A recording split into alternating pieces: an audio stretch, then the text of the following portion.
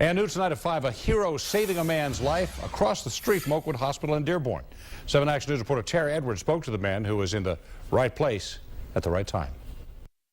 I mean, that was probably the most important question anybody ever asked me. But at first, Charlie Walker didn't know how dire the situation was. The engineer at Oakwood Hospital in Dearborn had just parked his car to go to work around midnight Thursday and was walking across the street when he heard those words from a man in a car. I noticed he had a seat almost all the way reclined, and I turned around, I go, "Sure, what do you need?" I started walking towards him. He goes, "I've been shot, I think I'm dying." And I walked up and looked in the car, and there was blood everywhere. And he says, "I think I'm dying, can you help me?" I go, "Yeah, I can help you." Charlie put the car in park and shut off the engine. He repeated that he thought he was dying again. I go, "No, you're not going to die, okay?" And I said a little prayer for him. And he passed out for a minute, and then he came back around, and when he did, I asked him, I said, "You know who did this to you?"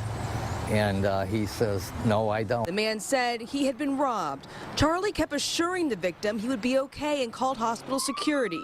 ER crews and security officers were there in 90 seconds. I was staying with them for that, and I didn't know who was lurking around that parking lot either. And, you know, when someone asks for your help and they can't help themselves, it's just natural. You just stay there to help.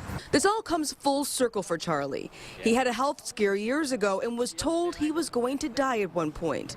But he did recover, and it changed his life. Ever since then, I've always wanted to give back for the nice life I've had. And with this happening, I finally get that chance to give some of it back. So it feels great. And Charlie says he never got a chance to talk to the man he helped save after the incident, but he says he would like to and give him a big hug. In the meantime, he hopes that this story inspires others to help others who are in need. Tara Edwards, 7 Action News.